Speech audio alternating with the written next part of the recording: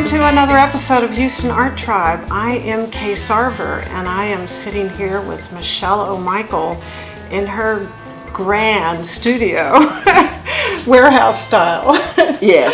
I'm very happy to be here, by the way. Well, thank you for coming. I think you're doing a great job with these. Thank you. I am enjoying this. I really am. And it's just love that we're talking about what you do today and, featuring your work.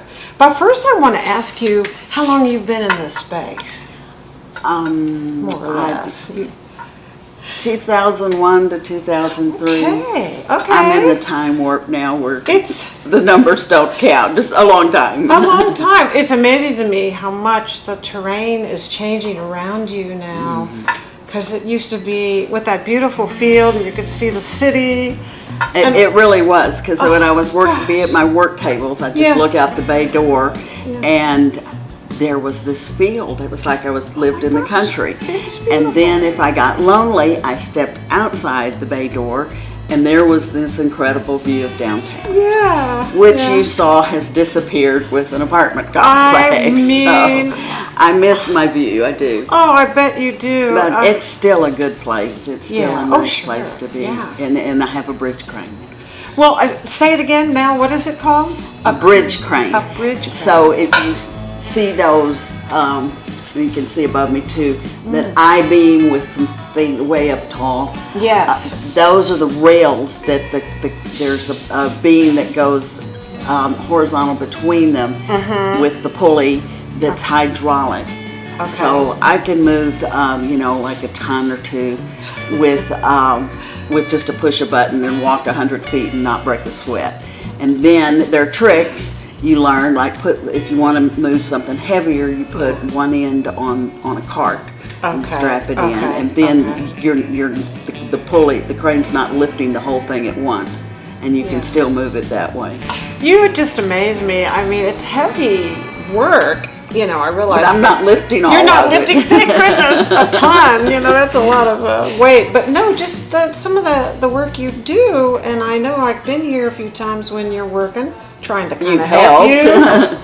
Wasn't very good at using some of the tools, but there takes. It is heavy effort. work, and I think that it's good for me. Yeah.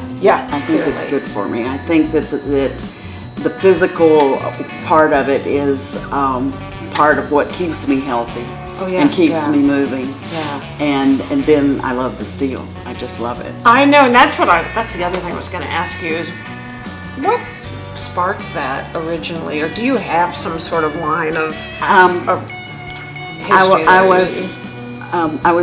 I started out as a child painting and continued that, and then I was a single parent after college, so I needed to raise my daughter, and but my passion was art, and so I always continued studying. So I took museum classes and wherever I was living, and I took all my art history at U of H, one course at a time, one semester, which is kind of an expensive way to do it, but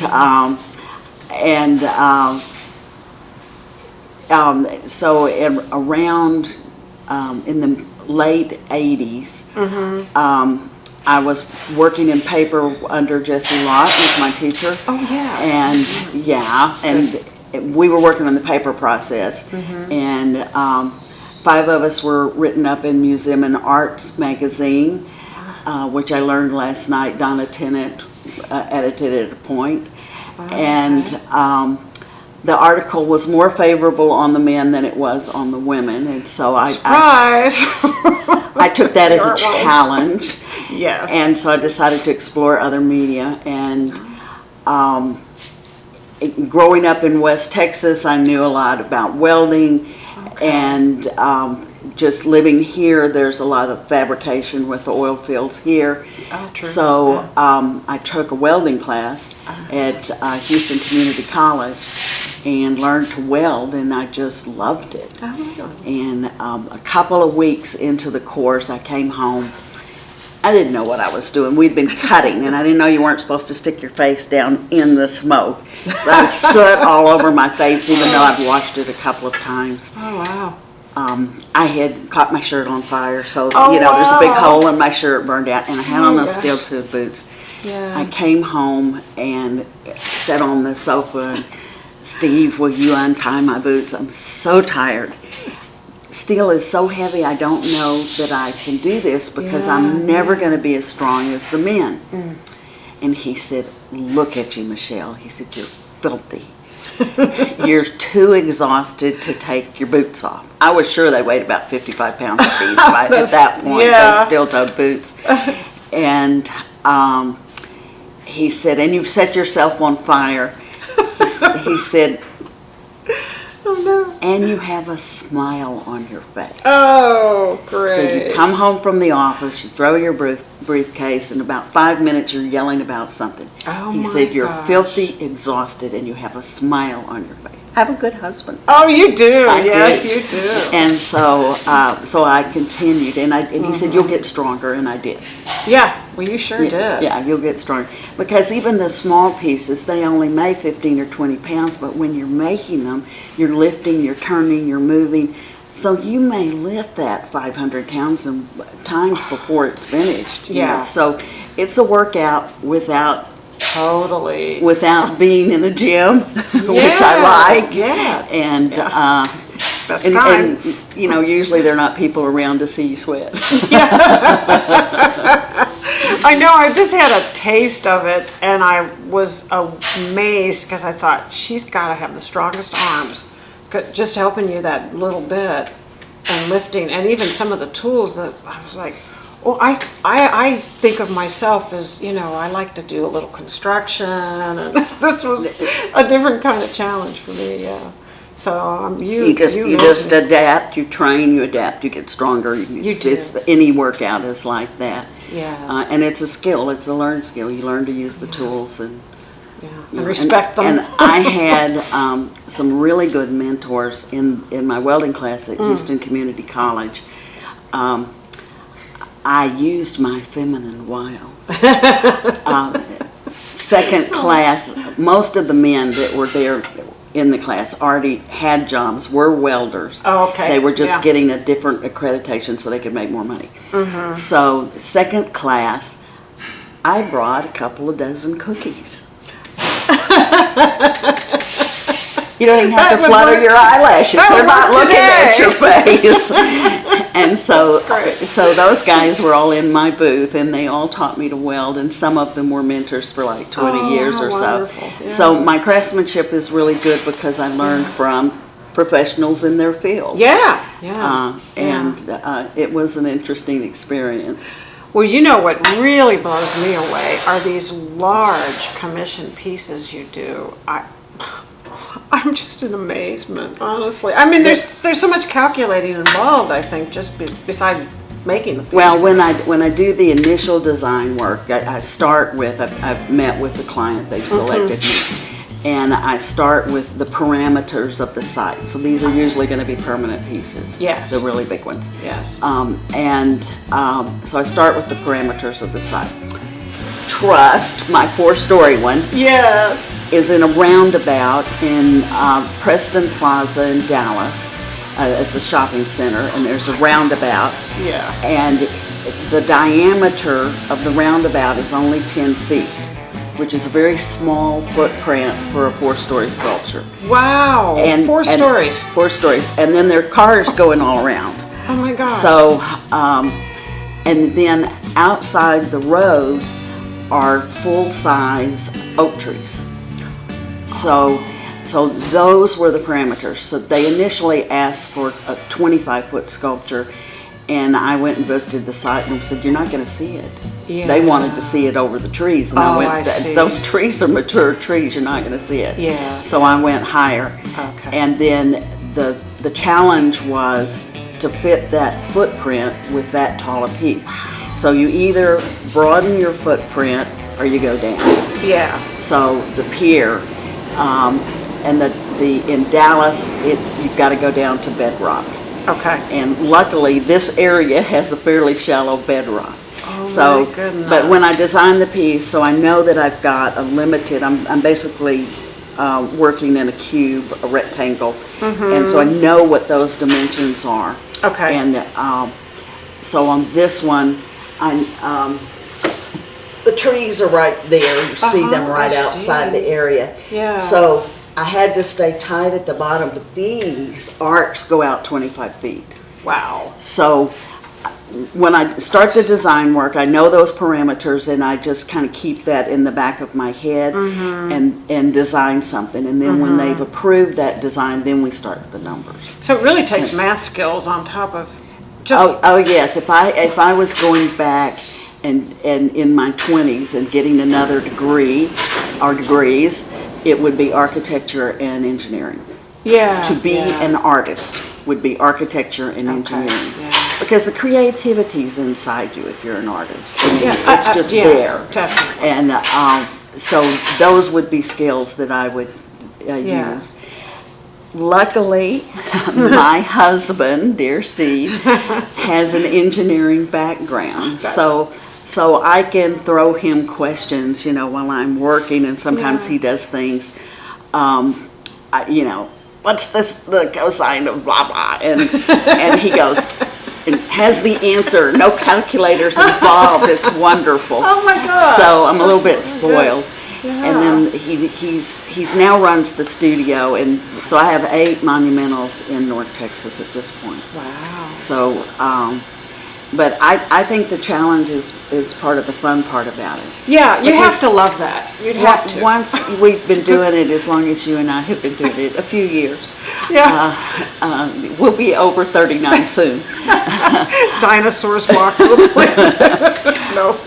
Then we've done what we do a lot. Yeah, that's And true. I like the challenge. Yeah, I like something to, so it's like, okay. I'm so glad you do. I mean, I'm so glad some people like that, and you can take it there, and it always just, I'm always just in awe, because I'm like, I'll make the little piece of art, okay? But, well, I do that too, as you can see. You do that too, yes. But things motivated me along the way. So I was welding, and I was up to about 12 feet, and I was making mainly pieces for people's yards. Oh, yeah. And the International Sculpture Conference came here in 2000. And I was the committee to get the buildings to agree to have sculptures on their plaza and in their lobbies. And I had 16 buildings. And they ended up only needing 4. So I gave buildings away to friends. Yeah. And I kept one for me to curate. You couldn't do this now because of security. A lot of the plazas have landscaped their plazas where they're not open spaces. There's obstacles to get to the buildings. Okay. But it was First City Tower, and it sits diagonally on a block, so I had 2 triangles. Okay. So I put a 70-story John Henry on one side with a 20-foot Meredith Jack, and Tim Glover's USA. Oh, wow. It's 14 feet tall, and it's a U.S., and the S is a $sign. Yeah. And then I went, I have to have a woman. I'm curating this. I have to have a woman there. Thank you. So I started calling around for a woman that did big sculptures, and I didn't find anybody. And I went, this is silly. All you do is get a bunch of things and weld them together, and I could do that. Oh my gosh. I could do that. Yeah. So I did a 30-foot sculpture, and it sold. Oh, wow. That's great. So then there's no looking back. How many of us can say we sold a 30-foot sculpture? I mean, come on. That's funny. That's a good story. Yeah. And it just says how rare it is, women doing these large pieces. And it's more now. More now. It's more now, but I was kind of at the cutting edge. Yeah. And it was because I had the welding skills when the conference came here that I was able to do that. I already knew how to weld. And women can just keep tugging, Another skill we have that we're good at. I wanted to talk a little bit about some of your smaller pieces too. You go even really small. I've seen them around. I know you have representation in Dallas, don't you? I'm with Craig Hickory Gallery in Dallas. and I have a show there in June. Okay, So great. I've been with them since 2003, and they just are the nicest people and do the best job. So I'm really pleased with that gallery. Yeah. And, Road trip. Yes. In June. Yes. So basically, I commute to the Dallas Metroplex, and I've gotten to know the town and a lot of people, and it's a very different city than Houston. Boy, it is. It has a very different personality. Totally. And Yes. I like both of them, so Yeah, I'm not leaving. No, I I'm know. not leaving Houston. No, they're just both I, unique in their own. Yeah. It's true. I spend time up there, and I've got friends and the lovely gallery, and then I have this space here that I love. And and this is nice because she has this. How large is this warehouse again? Well, it's 100. I don't know how large the whole complex is. It takes up a block. Yours Mine is 100 feet long. 100 feet long. It's just huge. When I space. first rented it, none of this was here. It was just an empty space. Oh, okay. And I stood back at the bay door and looked 100 feet down and went, I'm never going to use all this space.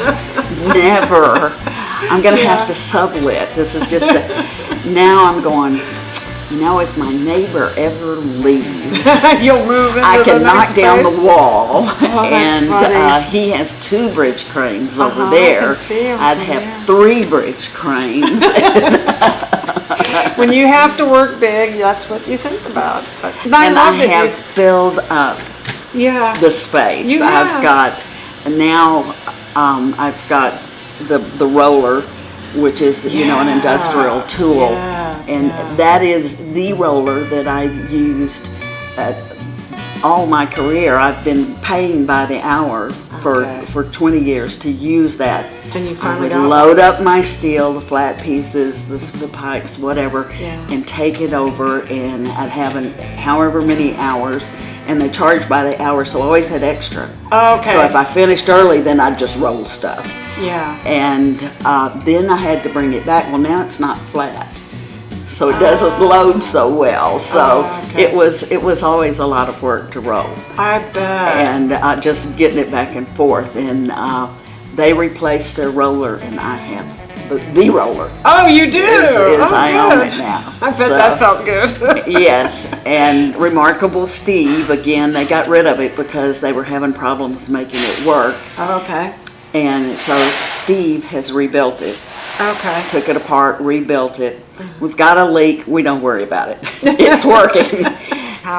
How a tool like that can make such a huge difference, especially your organic shapes that you have. Well, a lot of the smaller pieces and the thinner metal I've been by hand, and which I was doing already anyway. But it might take me 3 or 4 hours because you bend it just a slight, because it's got to be a smooth curve. So you're bending it less than a 1/16 of an inch at a time. Yeah. And then you've got to undo your rig, re-rig it, and bend it. Undo your rig, re-rig it, and bend it. So it might take 3 or 4 hours or more to bend a piece. Wow. The way I wanted it. And the roller can do it in 30 minutes, an hour, or less. That's really nice. So yes, it's a wonderful tool.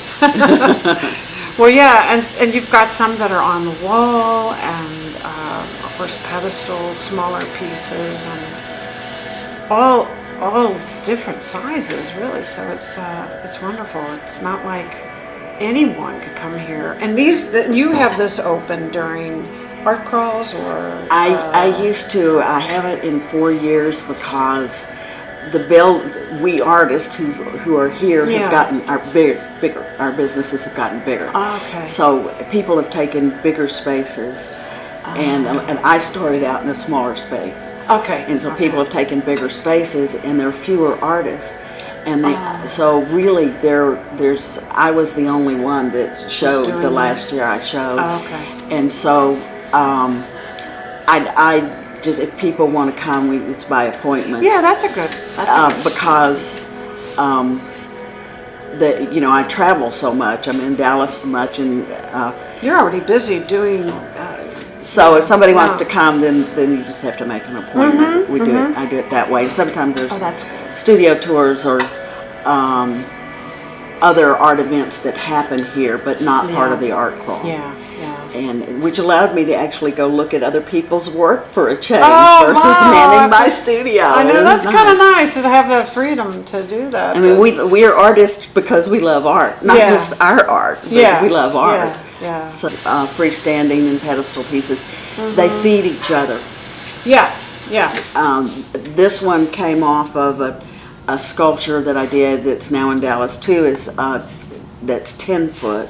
Okay. It's at the Hall Art Walk, which is in the building across the street from Symphony Hall. Okay.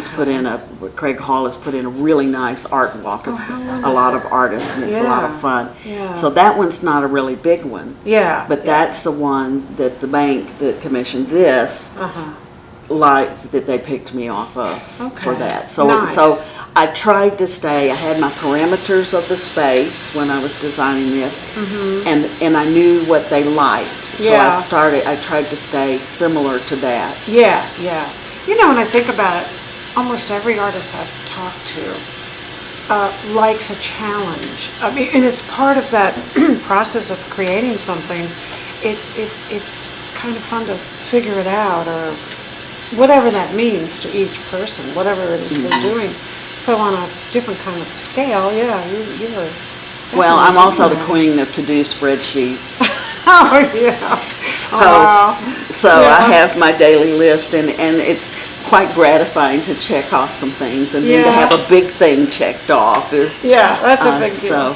So and you've got to come. So the bolts are in the concrete, and it's a hold your breath, when you do these things, because you do everything you can to make it precise. Then we had to move the fixture from Houston to Dallas, and it's a 10-foot ring.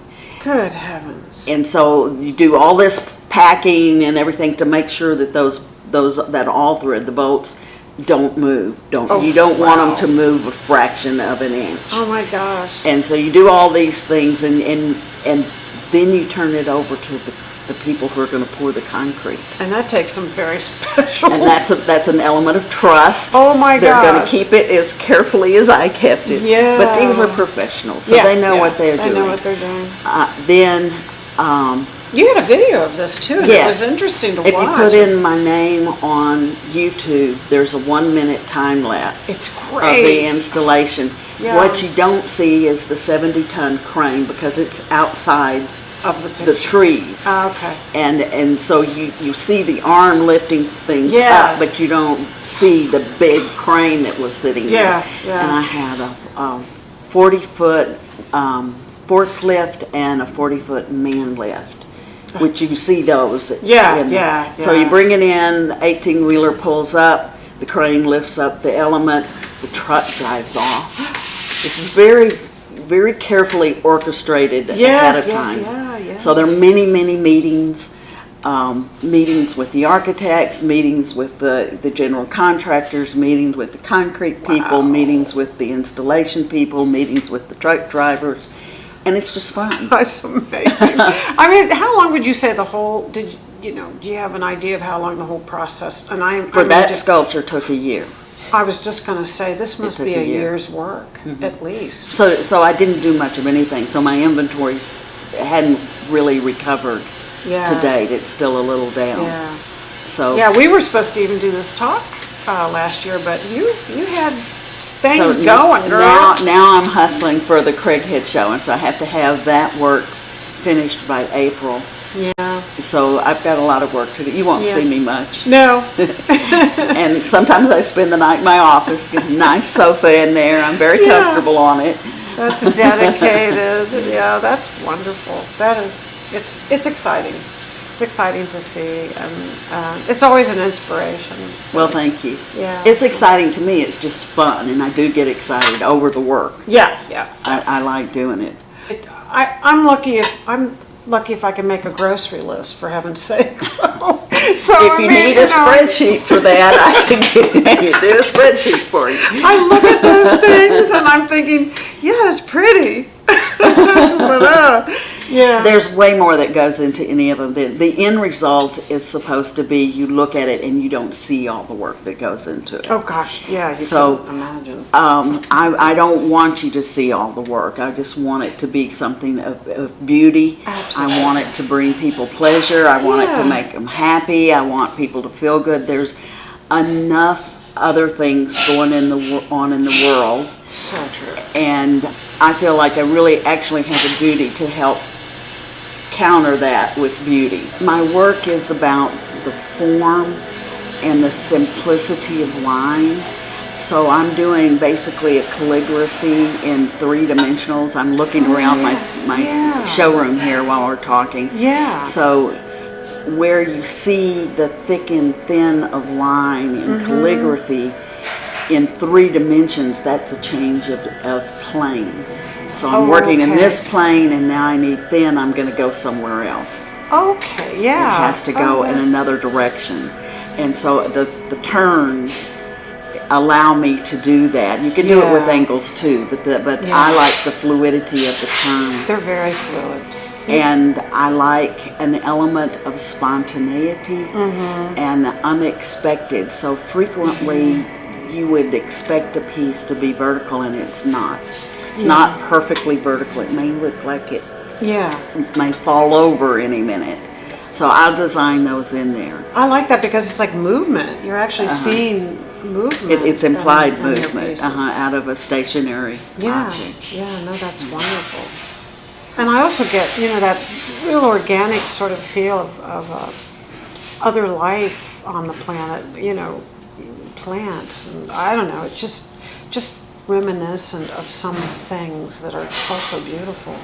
So I love Because the spiral is my basic form. Okay. And the spiral is the basic form of the cosmos. Yes, it's how planets orbit.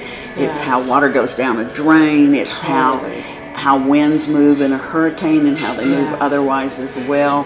It's how plants grow, trees grow in a spiral. It's in all of life. It's everything. It's a primal element. It's beautiful. And so I work with that, and I am almost with the minimalist in that I like the beauty of a simple line. The simplicity of it, the cleanness of it, the purity of it. I grew up in West Texas in the desert, so it's the desert and then pump jacks. So, drilling rigs and pump jacks. And so I like that aesthetic. It still speaks to me of the clean horizontal lines, which you always have with the earth, and then something vertical. Something vertical. It can be horizontal too, but an element on that, not a lot of elements on that. Although I do multiples of pieces, installations. And sometimes my husband goes, okay, I know where you're going to be all day. I'll come say hi, and he'll stop by to say hi. And so it is really a nice place. Chris McCann,